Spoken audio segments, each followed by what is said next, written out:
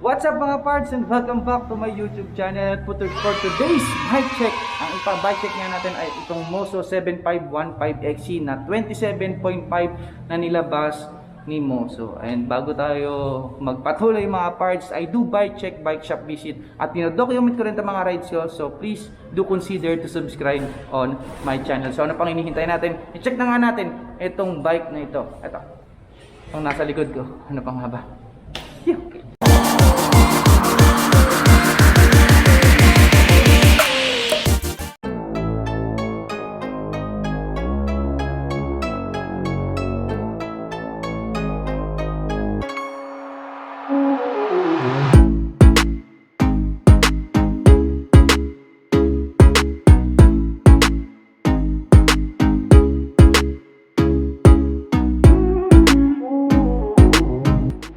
Start na natin sa pag-weigh in nitong bike na to. Ito using our weighing scale.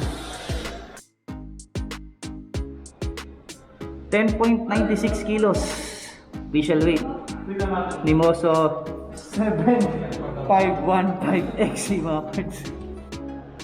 Okay, let's start with the frame mga parts, no? If you have confusion do sa nauna kong Mosso na vlog, magkaiba po ito. Although magkaparehas na ng colorway, pero in terms of wheel size and model magkaiba siya doon sa previous kong na bike check. So okay, anyway, let's proceed. For the frame, full alloy. Ang maganda dito sa Mosso mga parts is made by light alloy na to, or light alloy. So ano yung light alloy? So kung meron mga regular alloy, meron light alloy na mas pinagaan nila pero hindi nakakompensate yung integrity ng alloy niya. So mas magaan siya. Kapag tinignan nyo nga, almost konti na lang yung difference with the carbon. So for this 7515XC, naka full naka internal cabling via down tube, and then dito sa labas meron ding naka external. Ito yung pinaka brakes niya, even though may isang abang pa rito kasi naka 1x, pero kung magtutubay ka may slot pa. Okay, matte color yung color niya. Ayan, ang size nito is size 15.5 small, 27.5 yung wheel size. Okay, for the seat post diameter 31.6 yung drop out niya, naka quick release. And for the brake calipers, naka direct mount na siya na naka inner. So ayan, naka tapered head tube. Ayan, naka tapered yung head tube niya. And yung bottom bracket shell niya naka threaded type. So ayan, andito yung lusutan ng mga cable sa pinaka ilalim. So ang ganda ng geometry, ang ganda ng color. So ayan for the frame, and kuhanin natin yung mga sukat ng frame mga parts. For the head tube height, ang head tube height nito is 4.5 inches. 4.5 inches. Tapos yung top tube niya size 15.5 yung seat post tube. Ang top tube or pinaka reach niya ay 54. So ayan, 54. And then clearance sa seat stay, yung clearance niya sa gilid naka 20 mm. Yan, 20 mm yung pinaka clearance niya. For the bridge 30 mm. Tapos chain stay 20 mm din, and then 25 para sa bridge sa ilalim. So ayan for the frame. Ganda. For the fork is powered by Pepper EPXX 32. Naka air fork na to. Andito yung pinaka lockout niya with ABS technology, at andito rin yung pinaka air valve niya para sa air niya. So full alloy na from lowers sa kanyang stanchion. And eto, sukatin natin ha. Yung haba ng steerer tube is eto, 9 inches. Ang travel nito 120. Yung travel, naka quick release yung kanyang pinaka drop out, at yung pinaka eto, yung brake caliper mounting is naka post mount. So sa clearance ng gulong from arc ay 20. Tapos sa side ng arc ay 20. Knowing na fast rolling tires na nakakabit, small knobs. So ayan, naka-air na rin siya. Non-adjustable tong fork na to. 120 yung travel. let's make sure. Yes, 120 talaga. Tinouble check tayo, no? Taas yung travel niya. Yan, for the fourth parts. For the cockpit set, straight alloy na yan. From stem, from handlebar, at saka seat post. Okay? All powered by Mosso super light treble butted alloy tube. Okay, so super light materials yung ginamit. So ang haba ng kanyang handlebar, straight handlebar to.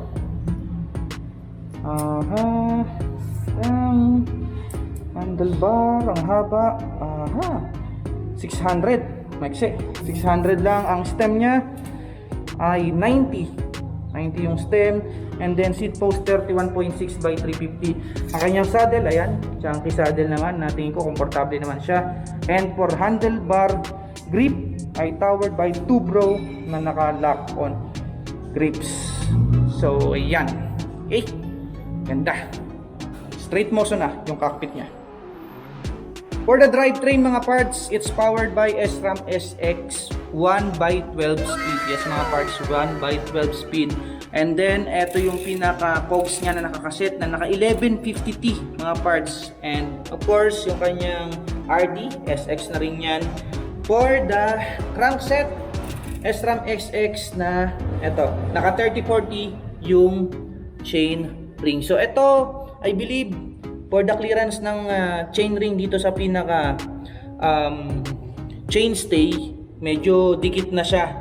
So negative na to sa 3060 sa sayad na yan, unless magawa ng mechanic na malagyan ng spacer dito sa bottom bracket. Pero I think I much better recommend to use 3040. So medyo risky gumamit ng 3060. Okay, for the chain is powered by YBN.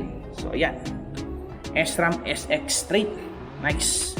That is for the drivetrain. For the brake set, it's powered by Shimano MT200 hydraulic brakes, long lever.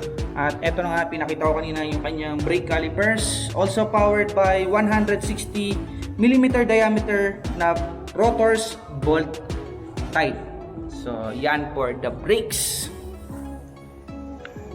For the wheel set, it's powered by Jalco, yung rims, double wall alloy, 32 holes. So, ayan, ito yung skewers niya, also powered by Tubro, no? Yung kanyang hubs are powered by Tubro. Again, Tubro, hindi naman turbo kasi akala ko parang turbo, no, mga parts. And for the tires is powered by Maxi Space 27.5 by 2.1, 65 PSI na, small knobs, fast rolling tires harap at saka likod. So tamang-tama para sa isang XC setup na bike. So ngayon ay let's proceed na sa inad natin na portion sa ating pagbabike check. Ito ang tawag natin ay sound check. So may nag-request sa ating subscriber na i-sound check daw natin lahat ng binabike check natin na bike. So i-sound check na natin mga parts. Okay, sa tunog ng hubs, mga parts, hindi naman natin mabubuksan yan. Hindi natin malalaman kung 4 poles or 6 poles. Sa tunog, kung ako tatanungin, nasa 4 poles siya na hubs. But you can comment down below to those parts natin na nakagamit itong Tubro hubs kung 4 poles nga ba to or 6 poles. Pero ayan, yung tunog niya. Tunog, tingin ko, tunog may kaya na to. Or tunog mayaman, or tunog lodi natin. Ayan. So ano yung vibes natin dito sa Mosso 7515XC 27.5? Sa akin, in terms of frame geometry, ay napakaganda niya para sa 27.5. And then yung sizing, 15.5. Meaning to say, kung medyo maliit kang rider, ay papasok pa rin sa'yo ito. So for the travel, 120 non-adjustable. But again, pagdating dito sa pinaka-setup ng handlebars, then pwede mong ibaba yun and then itaas yung spacer or ikat yung steer tube. In terms of weight, maganda yung weight niya. Nasa 10 point something kilos lang dahil nga lightweight, alloy na yung ginamit na material sa frame. And at the same time, ang pinaka-pogi points pa rito ay naka-SRAM SX na siya at naka-hydraulic brakes na rin. Powered by Shimano MT200. So for me, maganda yung assessment natin or vibes natin sa bike na to. At pag nakita niyo naman yung tindig niya, hindi rin naman pagpapahuli in terms of its style and yung pinaka ano niya, vibes niya or yung pinaka looks niya pag tumatakbo mga parts. So yun yung vibes natin dito. At para sa akin na 5.7 na rider, 15.5, 27.5, napakagandang gamitin, especially sa trails. Hindi siya ganun ka-stressful, I believe. So ayan, para sa ating Mosso 7515 XC. At after nga nating ma-bike check si Mosso 7515 XC na naka 27.5, naka 1x12 speed power by SRAM SX, ang price nga nito mga parts ay 42,500. Yes mga parts, 42,500 at available nga yan dito lang sa Raye Bikes. So makita-kits tayo sa mga susunod pa nating mga video and please do consider to subscribe on my channel. So mag-ingat po tayong lahat at the virus is still there.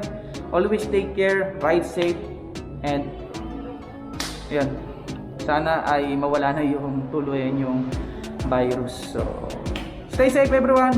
Yoo!